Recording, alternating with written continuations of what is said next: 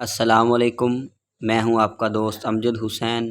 آج کی اس ویڈیو میں ہم یہ بات زیر بحث لائیں گے کہ ہاؤ انڈیا لاسٹ لاہور، کیسے آخری وقت میں لاہور کو پاکستان کے حوالے کر دیا گیا۔ آخر ایسا کیوں ہے کہ جنہیں لاہور نہیں ویکھیا او جمیا نہیں؟ یہ کہاوت ہم بچپن سے سنتے آ رہے ہیں۔ دراصل راوی کنارے آباد لاہور ایک شہر نہیں بلکہ جذبات یعنی ایموشنز کا نام ہے۔ لاہور کی ہر گلی اپنی ایک ثقافت رکھتی ہے اور ایک تاریخ رکھتی ہے۔ سٹی آف کالجز یعنی لاہور اپنی بلڈنگز، مذہبی عبادت گاہوں اور ہسٹری کی وجہ سے مشہور ہے۔ لاہور خالصہ دور میں بھی مہاراجہ رنجیت سنگھ کا کیپٹل رہا تھا۔ آئیے اب آتے ہیں اصل سوال کی طرف۔ دوستو، پنجاب کی باؤنڈری کو ڈیفائن کرتے وقت ریڈ کلف کمیشن میں 2 پاکستانی شامل تھے، جن کے نام جسٹس محمد منیر اور دین محمد تھے، جبکہ 2 انڈین تیجا سنگھ اور مہر چند مہاجن تھے۔ یہ کمیشن سر ریڈ کلف کی سربراہی میں کام کر رہا تھا۔ یہ 5 لوگ پیشے کے اعتبار سے وکیل تھے۔ ان کے پاس باؤنڈری کی تقسیم کو لے کر واضح اصول یا کوئی تجربہ نہیں تھا۔ 8 جولائی کو جب سر ریڈ کلف انڈیا پہنچے تو ان کے پاس صرف 5 ہفتے کا وقت تھا۔ ڈوبتی معیشت کے پیش نظر لارڈ ماؤنٹ بیٹن نے سر ریڈ کلف سے کہا کہ میں 1 دن کی بھی دیری برداشت نہیں کر سکتا۔ کئی تاریخی ریکارڈز کہتے ہیں کہ جب تک لاہور آفیشیلی طور پر پاکستان کے پاس نہیں آیا تھا تو حالات اور اندازے بتا رہے تھے کہ لاہور انڈیا کے پاس جائے گا۔ تو پھر ایسا کیا ہوا کہ ریڈ کلف نے پہلے لاہور بھارت کے حوالے کرنا چاہا اور پھر اپنا فیصلہ بدل لیا؟ آج کی ویڈیو میں ہم تاریخ کے اس اہم فیصلے کی بات کریں گے۔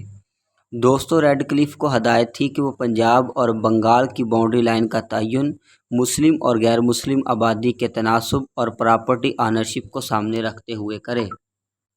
1941 کی مردم شماری کے مطابق لاہور میں 60% مسلم آباد تھے، جبکہ ہندوؤں اور سکھوں کی کل آبادی 40% تھی۔ لیکن لاہور کی 80% پراپرٹی پر ہندوؤں اور سکھوں کا تھا۔ سری گنگا رام ہسپتال، دیال سنگھ کالج اور دیال سنگھ لائبریری جیسے بڑے بڑے ادارے سکھ اور ہندو چلایا کرتے تھے۔ دوستو، 1971 میں مشہور انڈین صحافی کلدیپ نیر نے انٹرویو کے دوران جب ریڈ کلف سے لاہور کے بارے میں سوال کیا تو ریڈ کلف نے ایک چونکا دینے والا انکشاف کیا۔ انہوں نے کہا کہ میں لاہور تقریباً انڈیا کو دے چکا تھا تو مجھے احساس ہوا کہ پاکستان والے پنجاب کے حصے میں کوئی بڑا شہر نہیں آ رہا، اور میں بنگال کے شہر کولکتہ کو پہلے ہی انڈیا کو دے چکا تھا۔ دوستو، واضح رہے کہ معروف کانگریسی لیڈر سردار پٹیل نے 1950 میں انڈیا میں ایک تقریر کے دوران یہ انکشاف کیا تھا کہ ہم تقسیم برصغیر کے لیے لارڈ ماؤنٹ بیٹن سے اس بات پر راضی ہوئے تھے کہ کلکتہ انڈیا کو دیا جائے گا۔ باؤنڈری کمیشن میں موجود پاکستانی ممبر جسٹس محمد منیر بتاتے ہیں کہ جب ان کو پتہ چلا کہ ریڈ کلف لاہور انڈیا کو دینے جا رہے ہیں تو انہوں نے ریڈ کلف کے سامنے احتجاج کرتے ہوئے ان پر سخت پریشر ڈالا اور لاہور کو پاکستان کے حوالے کرنے کے لیے قائل کیا۔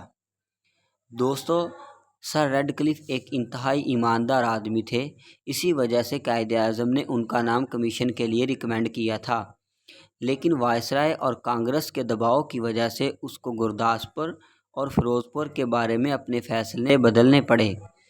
اگست 1947 سے پہلے تک فسادات کی وجہ سے بہت سے ہندو اور سکھ لاہور چھوڑ کر جا چکے تھے، کیونکہ مسلم اکثریتی آبادی والا شہر ہونے کی وجہ سے مسلمانوں کا غلبہ تھا۔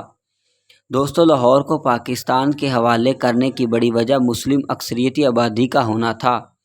کچھ ماہر نفسیات کہتے ہیں کہ سر ریڈ کلف نے لاہور پاکستان کو دے کر قائد اعظم سے وفا نبھائی۔ دوستو، جب ریڈ کلف سے سوال کیا گیا کہ پاکستانی لوگ گرداسپور اور فیروز پور کو لے کر آپ سے ناراض ہیں تو ریڈ کلف نے کہا کہ پاکستانیوں کو میرا شکریہ ادا کرنا چاہیے کہ میں نے مشکل حالات کے باوجود لاہور ان کو دیا۔ دوستو، جب 17 اگست 1947 کو ریڈ کلف ایوارڈ شائع ہوا تو لاہور کو پاکستان میں دیکھ کر پاکستانی بہت خوش ہوئے اور سکھوں نے اس بات پر احتجاج بھی کیا تھا۔ آخر کار لاہور آفیشیلی طور پر پاکستان کا حصہ 17 اگست 1947 کو بن گیا۔ دوستو، اگر یوں کہا جائے کہ کلکتہ دے کر لاہور ملا ہے تو شاید بے جا نہ ہوگا۔ سر ریڈکلف اس تقسیم کو لے کر ہونے والے فسادات اور قتل و غارت سے بہت پریشان تھے۔ وہ لوگوں سے اس قدر خوفزدہ تھے کہ وہ ریڈکلف ایوارڈ شائع ہونے سے پہلے ہی انڈیا کو چھوڑ کر جا چکے تھے۔ جاتے ہوئے وہ کمیشن کا ریکارڈ بھی جلا گئے اور اس کے بدلے میں ملنے والی 40,000 کی رقم لینے سے بھی انکار کر دیا تھا۔ پیارے پاکستانیوں، ہمیں اللہ کا شکریہ ادا کرنا چاہیے کہ اس نے ہمیں آزادی جیسی نعمت سے نوازا، اور لاہور کی عطا پر بھی اللہ کا شکریہ ادا کرنا چاہیے۔ اگر لاہور ہمارے حصے میں نہ آتا تو آج ہم علامہ اقبال رحمۃ اللہ علیہ، علی حجویری رحمۃ اللہ علیہ، بادشاہی مسجد اور بہت ساری مقدس جگہوں اور ہستیوں کو دیکھنے کے لیے ترس گئے ہوتے۔ کبھی امید ہے کہ آپ کو ہماری یہ کاوش ضرور پسند آئی ہوگی۔ اس تاریخی معلومات کے بارے میں آپ کی کیا رائے ہے، کمنٹ سیکشن میں ضرور بتائیے گا۔